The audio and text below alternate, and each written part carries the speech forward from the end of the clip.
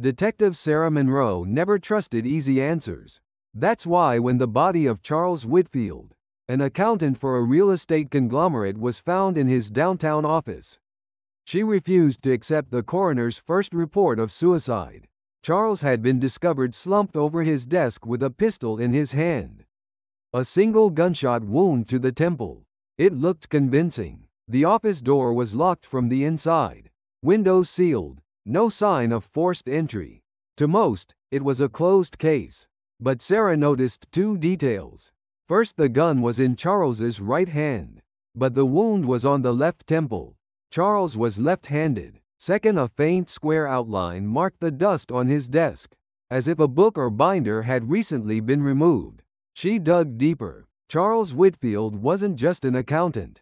He managed off-the-record ledgers for Hanford Development, a company already under federal suspicion for laundering money through shell projects. If that missing binder was what Sarah suspected, it might contain evidence that could sink half the company's executives. The next day, Sarah visited Charles's widow. The woman was composed, almost unnervingly so. She admitted her husband had been under stress, but denied any knowledge of secret ledgers. Yet when Sarah asked about visitors, the widow hesitated.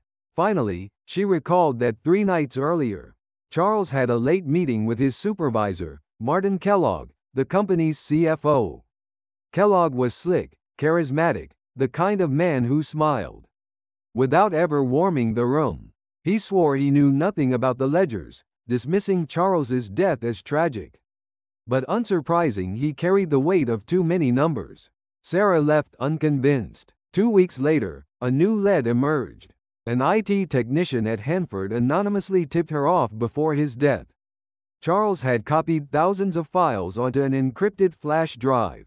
The technician claimed he saw Charles place the drive inside a leather-bound ledger. That ledger was missing. Sarah pulled traffic camera footage from the night of the murder.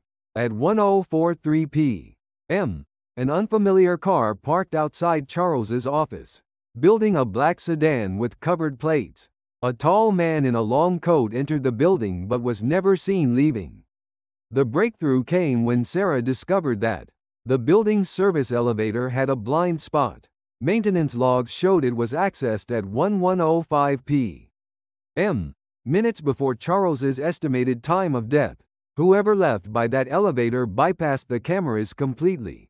The suspect list narrowed. Sarah pushed for a warrant to search Kellogg's home. Inside his study, she found dozens of luxury watches, offshore banking documents, and a safe. But no ledger. Still, one item caught her eye. A recent plane ticket to the Cayman Islands, booked for the following week.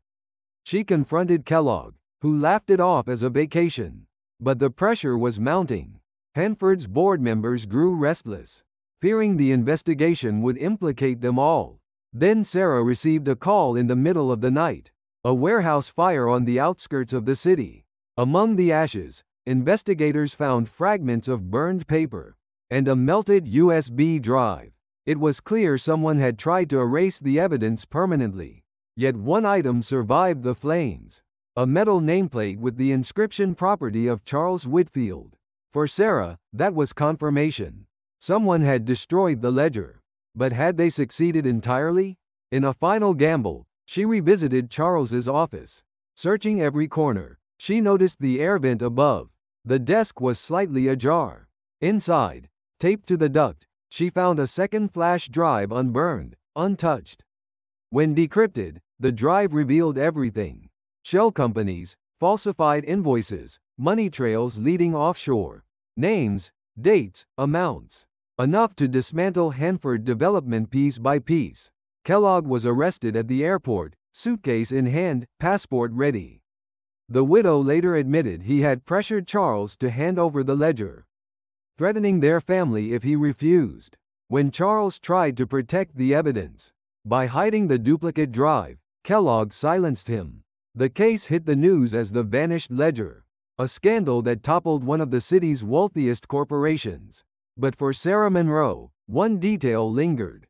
The black sedan with covered plates was never traced. The tall man in the long coat was never identified.